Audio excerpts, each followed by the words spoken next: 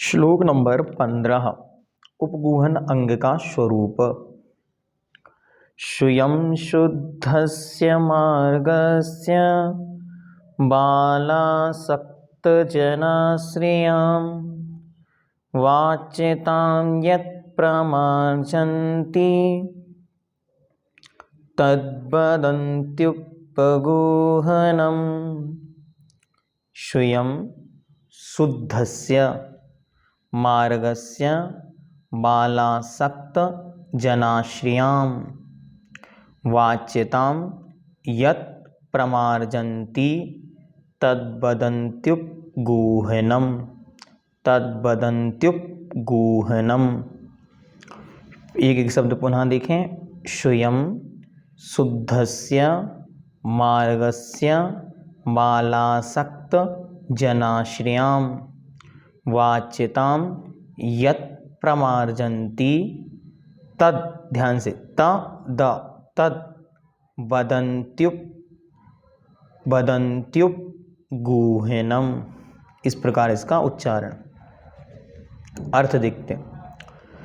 श्रूयं शुद्धस्य, श्रूयं मतलब स्वभाव से, शुद्धस्य पवित्र, स्वभाव से पवित्र, निर्मल, मार्गस्य रत्नात्रय स्वरूप मोक्ष मार्ग की, बालासक्त जनाश्रयाम, बाल अर्थात अज्ञानी, आसक्त अर्थात असमर्थ, जनाश्रयाम मनुष्यों के आश्रय से होने वाली, वाच्यताम निंदा को, यत जो, प्रमार्जन्ति प्रमार्जित करते हैं अर्थात दूर करते हैं, तत् उसके उस प्रमार्जन को, उपगूहनम उपगूहन अंग, वदन्ति कहते हैं। जो मार्ग स्वयं में शुद्ध है, ऐसे पवित्र मोक्ष के मार्ग रत्नात्रय की कोई बाल असक्त जनों के द्वारा यदि कोई निंदा हो, कोई त्रुटि हो, तो उसे दूर करना, उसका प्रमार्जन करना, इसका नाम उपगूहन अंग है। उपगूहन शब्द का अर्थ क्या है? गूहन शब्द का अर्थ है छिपाना। उप शब्द का अर्थ है पास। तो जो स्वयं के पास गुण हैं, उन गुणों को छिपाना, और जो दूसरों के दोष हैं, उन दोषों को छिपाना, ये कहलाता है उपगूहन। दूसरों के दोष, दूसरों की निंदा, दूसरों के द्वारा किए गए गलत कार्य, इन सबको छिपाना, और स्वयं के द्वारा किए गए अच्छे कार्य, गुण आदि को छिपाना। इसके विषय में भगवान अमृतचंद्र देव एक शब्द और ऐड करते हैं, और वे इसका नाम करते हैं उपब्रहण। उपब्रहण शब्द का अर्थ क्या है? अपनी आत्म धर्म को, आत्मा के गुणों को वृद्धिंगत करना। पंडित जी साहब ने बहुत सुंदर पंक्ति दी। निज गुण अरु पर अवगुण ढाके।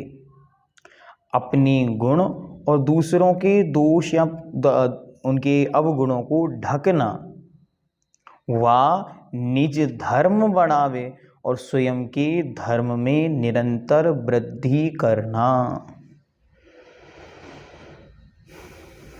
आइए देखते हैं। स्वभाव से पवित्र जैन धर्म व मोक्ष मार्ग की, उसके पालन करने वाले जीवों से कदाचित अज्ञानता या असमर्थतावश कोई गलती हो जावे, तो उसे ढककर जैन धर्म को सुरक्षित रखना, सो उपगूहन नाम का सम्यक दर्शन का 5वां अंग है। दो शब्द बहुत महत्वपूर्ण है, एक बाल और एक आसक्त। बाल कैसे हैं? जो हित और अहित के विवेक को ना रखने वाले अज्ञानी जीव हैं। ये बाल भी कितने प्रकार के होते? 3 प्रकार के।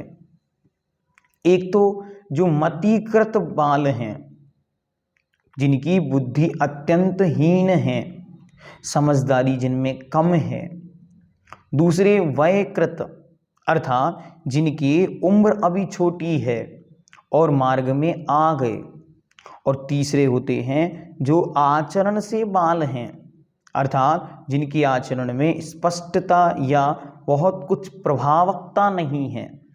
ऐसे जीवों के द्वारा भी मार्ग की अप्रभावना होती है। तो उस अप्रभावना से क्या करना? बचाना। और आसक्त क्या है? बाल्यावस्था, वृद्धावस्था, रोग अवस्था के कारण जो व्रत अनुष्ठान का निरतिचार पालन नहीं कर पाते और असमर्थ होते हैं। जो व्रत है उस व्रत को अच्छी तरह निर्दोष रीति से पालन नहीं करने रूप किसी भी प्रकार की आसक्ति होना, वह मोह के वशात, राग के वशात, द्वेष के वशात, कषाय के वशात भी संभव है। उपगूहन के दो नाम हमने आपको बताए। उपगूहन अर्थात छिपाना और उपब्रहण अर्थात बढ़ाना। तो अपने दोषों को और अपने गुणों को और दूसरे के दोषों को निरंतर छिपाना, कभी भी अपने मुख से किसी के द्वारा किए गए किसी भी गलत कार्य की निंदा नहीं करना, और दूसरों के दोषों को कभी भी देखना नहीं, और नियम से निरंतर अपने आत्मधर्म को, अपने आत्मगुणों को प्रकट करना, उन्हें निरंतर वृद्धिंगत करना, बढ़ाना। जैसे जैसे हम अपने आत्मधर्म को बढ़ाएंगे वैसे वैसे लोगों में जिन शासन की प्रभावना बढ़ती चली जाती है। इसलिए निरंतर आत्मधर्म में, निज भावों में वृद्धि करें। हमेशा विचार करें मेरे किस अंग में कौन सा दोष लग रहा है, अब मैं आगे से वह नहीं लगाऊंगा।